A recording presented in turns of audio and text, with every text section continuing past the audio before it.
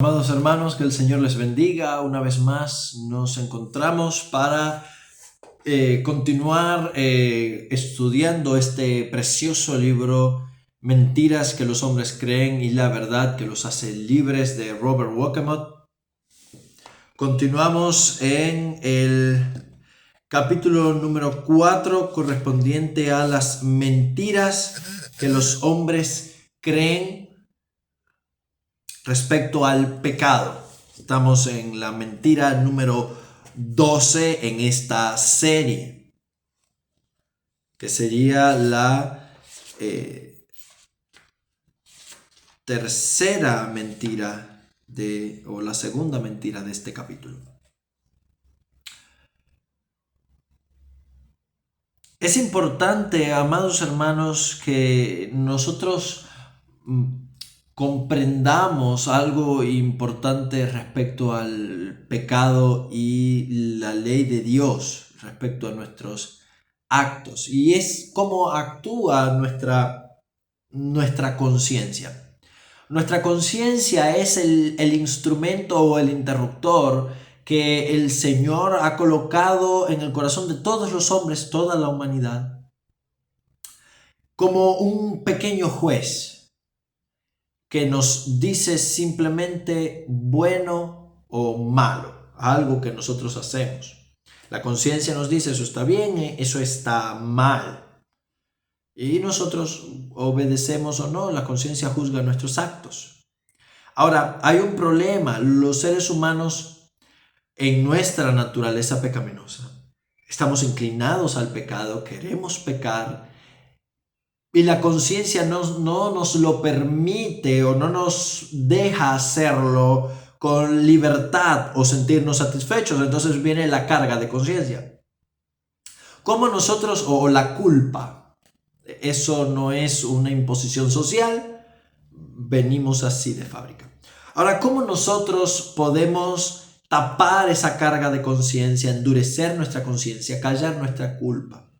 Racionalizando nuestro acto. El escritor lo ha llamado en otras partes la locura de la racionalización. Nosotros tratamos de ver razones contingentes, de justificar nuestro acto de alguna forma. Ahora es interesante porque el mismo hecho de justificar el acto indica que sabemos que está mal y estamos tratando de justificarlo. Si hacemos el bien, no tenemos que justificarlo. Si hacemos algo bueno que nos hace sentir en paz, no necesitamos justificación. El bien no necesita ser justificado. El mal sí. Tratamos de buscarle alguna razón para no sentirnos tan mal con el hecho que estamos haciendo. Y una de esas razones es la intencionalidad. Pensamos, vale, lo que hice no estuvo bien, pero si yo busco en mi corazón algo que justifique mis intenciones a la hora de hacerlo, entonces eso automáticamente va a purificar el acto. El acto no estará bien, pero si la intención es la correcta, el acto pasa a ser medio mal. O sea, no es tan malo. Esa es nuestra forma de racionalizar el pecado. Ese es nuestro pensamiento. Entonces decimos automáticamente, bueno, yo no lo hice con esa intención. Y es muy sutil. Lo que hice está mal, es verdad, hay una admisión implícita, pero no lo hice con esa intención. Eso cuenta. No fue mi intención. Mis intenciones eran las correctas. Fallé en la aplicación. Vale. Ya eso ayuda. La mentira número 12 se titula: si tengo buenas intenciones, eso basta. Es suficiente que mis intenciones sean correctas. Y lamentablemente eso es falso. Lamentablemente eso es falso. Las intenciones son irrelevantes en nuestra relación con Dios. Irrelevantes. No importan nuestras intenciones. Nuestros actos definen la realidad de las cosas. Si obramos bien, estamos bien. Por supuesto, el obrar bien es motivado por una correcta intención. Porque si yo obro bien, pero con una intención mezquina delante de Dios, yo no estoy obrando bien. ¿Se entiende eso? Si yo obro bien, hago un acto bueno, pero motivado por mi codicia, por mi orgullo, por mi vanidad, yo no estoy obrando bien delante de Dios. No hay bondad en el acto. La ley de Dios es una ley espiritual. ¿Qué significa eso? Que no solamente condena los actos, tiene que ver con el corazón, tiene que ver con el trasfondo. Jesús mismo lo demostró: el que mire a una mujer para codiciarla ya cometió adulterio. Jesús dijo: el que se enoje contra su hermano es culpable ya de juicio. Porque la ley de Dios, Dios es espíritu, su ley es espiritual, también abarca el trasfondo de las acciones, juzga las acciones en conjunto con su trasfondo. Pero que yo tenga buenas intenciones en el obrar mal, en el obrar pecaminoso, en el desobedecer a Dios, eso es irrelevante. Porque estoy desobedeciendo. Y la desobediencia, el acto de desobediencia viene motivado por un espíritu de desobediencia. No importa lo que con nuestra mente racionalicemos la desobediencia. No importa cómo tratemos de justificar, desobediencia es desobediencia, y lo que hay detrás es un espíritu de desobediencia, es una inclinación pecaminosa que creemos o que nos lleva a creer que la ley de Dios no importa.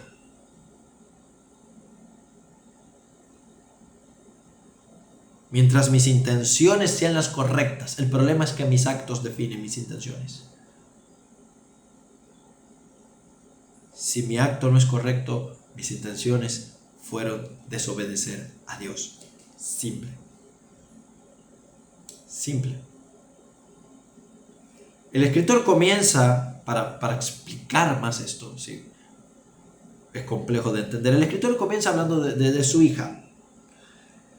Dice que desde pequeña, cada vez que cometía alguna infracción, cada vez que lo desobedecía, tenía una palabra mágica, una frase muy importante: no era mi intención.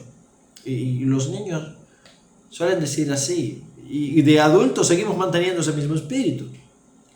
Los niños bajan la cabeza y dicen, sollozando, no era mi intención. Y nosotros no bajamos la cabeza y no sollozamos, pero decimos exactamente lo mismo: mira, no fue mi intención, lo siento, no era mi intención. Eso no es una disculpa. Eso es un automático para racionalizar el pecado, pero detrás de eso no hay arrepentimiento. ¿Sí se entiende? Detrás de eso no hay arrepentimiento. El arrepentimiento, ¿qué es lo que Dios demanda? Es decir, es cierto, obré mal, pequé y lo lamento. Ruego que Dios me perdone y me esforzaré para cambiarlo. Eso es arrepentimiento. Lo siento, no fue mi intención. No es arrepentimiento, no evidencia arrepentimiento. Porque que no haya sido nuestra intención, que lo fue en realidad, si somos sinceros, no justifica el acto. Para ti y para mí, dice el escritor, dada nuestra inclinación natural de solucionar todo después, nuestro incumplimiento es a menudo lo siento, pero mi intención era buena. Eso cuenta, ¿no? Hay un punto por buena intención. ¿Has escuchado la expresión, dice el escritor, el camino al infierno está pavimentado por buenas intenciones? Jesús lo dijo de otra manera: hay caminos que para el hombre parecen rectos, pero su fin es camino de muerte. Oh, perdón, Jesús no, Proverbios. Hay caminos que parecen rectos, pero su final es la muerte. Las buenas intenciones son el pavimento del camino al infierno. Pensamos que porque teníamos intenciones nobles, podemos justificar todos nuestros actos. Y no es así. Dios no premia las intenciones.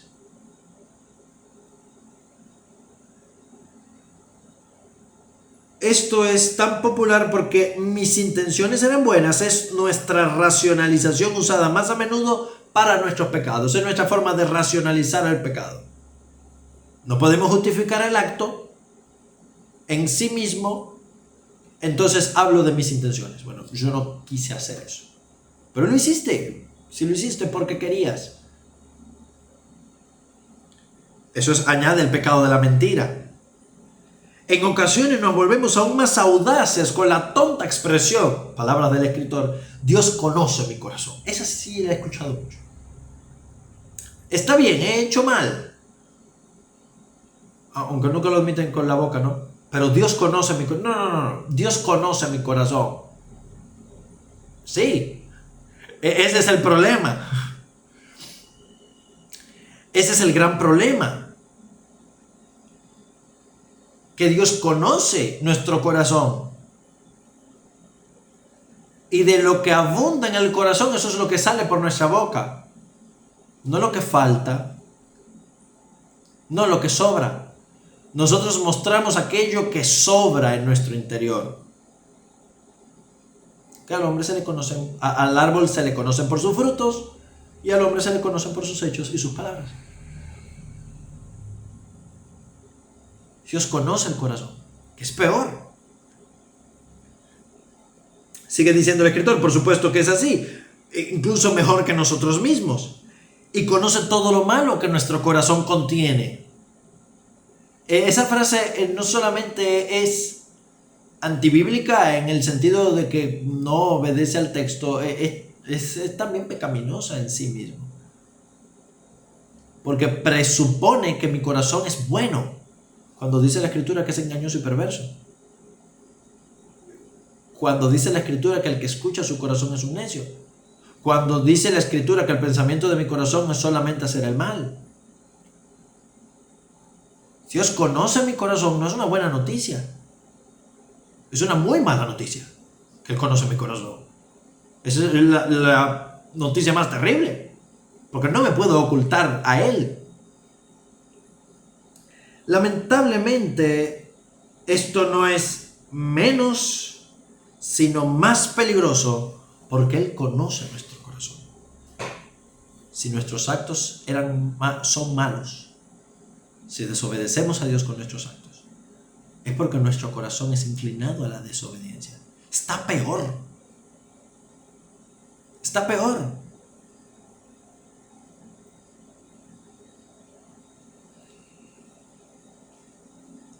Habla entonces de un principio legal en la ley estadounidense que es la intención dolosa, o sea, una mala intención, el deseo de cometer un acto. Dice,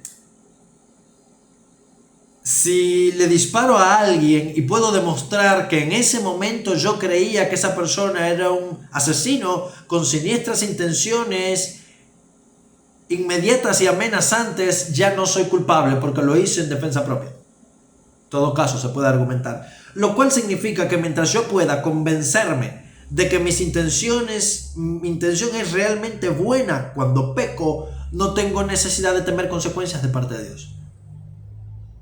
Esa es mi racionalización. Si yo me puedo convencer a mí mismo, ahí es donde está el problema. Si mis intenciones fueran realmente buenas, si mis actos fueran realmente buenos, yo no necesito convencerme a mí mismo de tal cosa, yo lo sé. Cuando yo empiezo a racionalizar, a justificar, estoy testificando en mi propia contra que yo sé que eso está mal, que yo sé que mis intenciones son equivocadas y tengo entonces que buscar el truco para no sentirme mal. Ese es el problema. Las intenciones no bastan.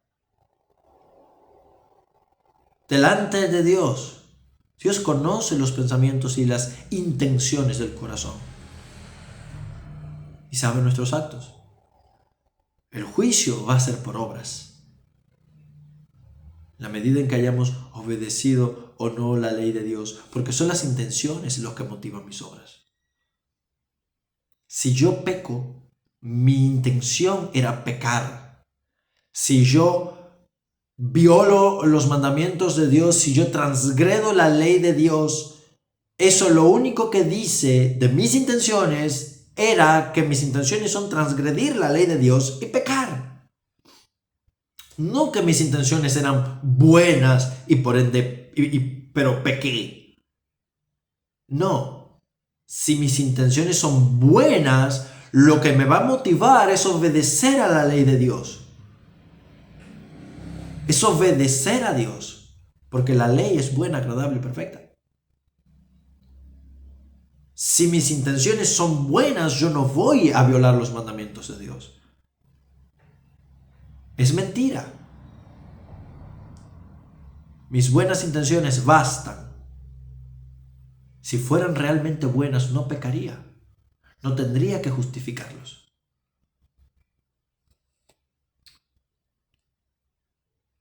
Ahora el escritor va a hablar del caso de Nabat y Abiud, dos hijos del sumo sacerdote Aarón, sobrino de Moisés,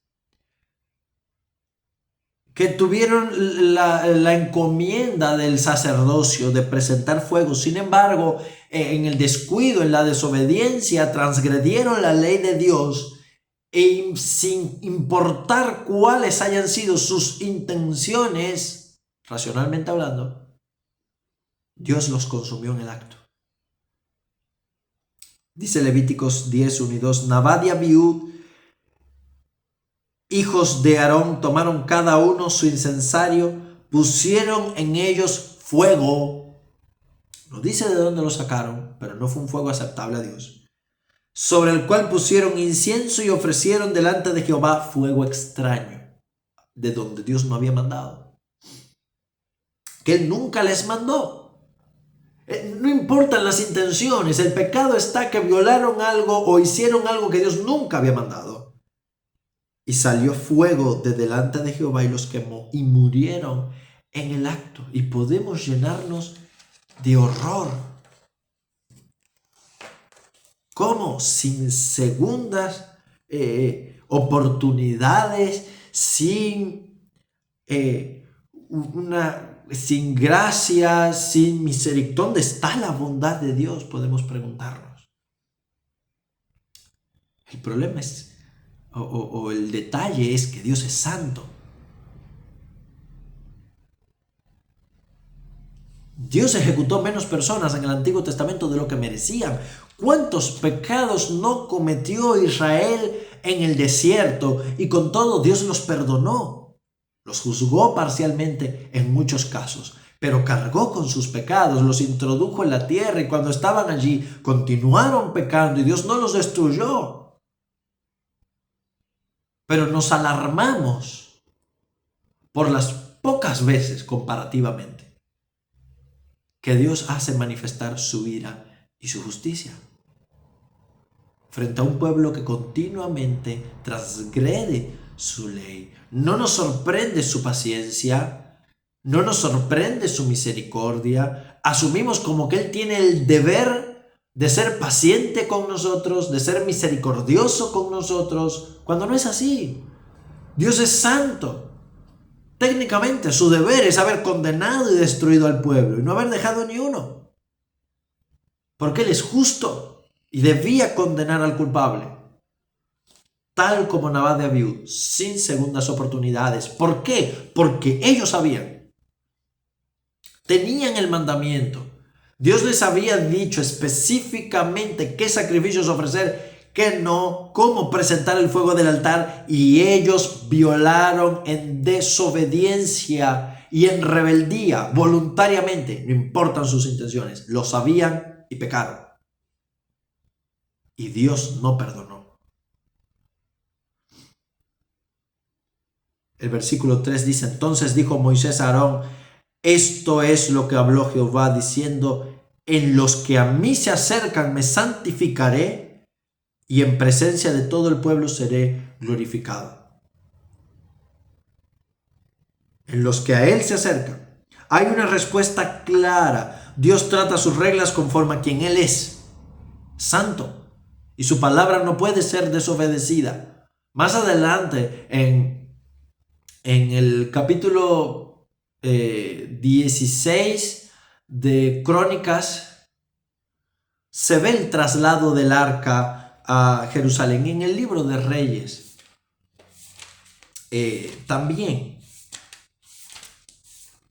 dice el texto primero de Reyes, cuando David traslada el arca a Jerusalén.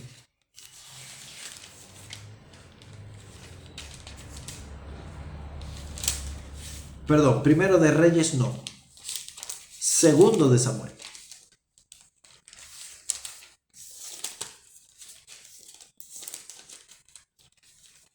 David extiende o traslada el arca, capítulo 6, segundo de Samuel, capítulo 6. Dice: pusieron el arca de Dios sobre un carro nuevo y lo llevaron de la casa de Abinadab que estaba en el collado, y Usa y Ahío, hijos de Abinadab, guiaban el carro nuevo. Cuando lo llevaban de la casa de Abinadab que estaba en el collado con el arca de Dios, Ahío iba delante del arca, y David y toda la casa de Israel danzaban delante de Jehová con toda clase de instrumentos de madera, de haya, con arpas, salterios, panderos, flautas y címbalos. Cuando llegaron a la era de Nacón, Usa extendió su mano al arca de Dios y la sostuvo porque los bueyes tropezaban, y el furor de Jehová se encendió contra Usa y lo hirió allí por aquella temeridad, y cayó allí muerto junto al arca. Pusieron al arca de Dios en bueyes, tirado por vacas.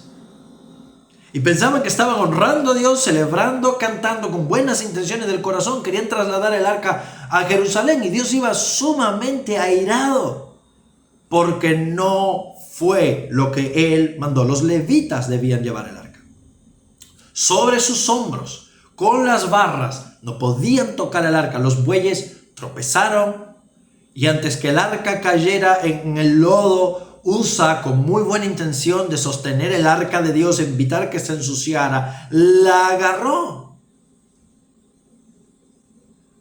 Pero Dios había prohibido que su arca fuera tocada. R.C. Sproul decía que fue el pecado de Usa pensar que el arca de Dios iba a estar más limpia en sus pecadoras manos que en el fango. Dios lo hirió porque Dios es santo. Dios es santo y nosotros no tenemos la más mínima idea de eso. Él demanda una obediencia perfecta. Entre Nabad y Abiú y Usa pasaron 1000 años prácticamente, cientos de años. Y en el medio el pueblo pecó un montón de veces. Dios no los exterminó, pero Dios hace valer su santidad. Dios hace valer su santidad. No obstante, eso no significa que nuestro Dios es un cascarrabias o un caprichoso. La ley de Dios es clara. Usa lo sabía. No podía hacer eso. Su desobediencia fue a conciencia, no importan sus intenciones. Es vinculante para todos. Él requiere obediencia, no solo por su causa, sino por la nuestra. No podemos tomar en vano a Dios. El temor de Dios es el que nos guía a vivir vidas sabias. No suele imponernos obligaciones onerosas. Sus reglas son una invitación al gozo. La ley de Dios es una protección, no un castigo, porque nos impiden pecar, nos restringen del pecado, y el pecado daña nuestras almas.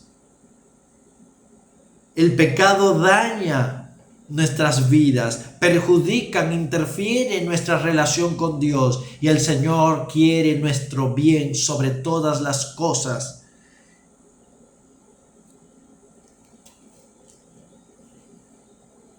La verdadera felicidad de nuestros corazones se encuentra en la obediencia, porque obedecer a Dios es bueno. Jesús, el perfecto Hijo de Dios, se sometió a las reglas de su Padre, nació bajo la ley, y como nuestro abogado y nuestro perfecto ejemplo, Jesús estableció la norma más elevada de obediencia. El camino al cielo está pavimentado por su cumplimiento voluntario a la ley de Dios. Él hizo lo que nosotros no podíamos, y en la medida en que nos refugiemos en Cristo, estamos en el amor de Dios.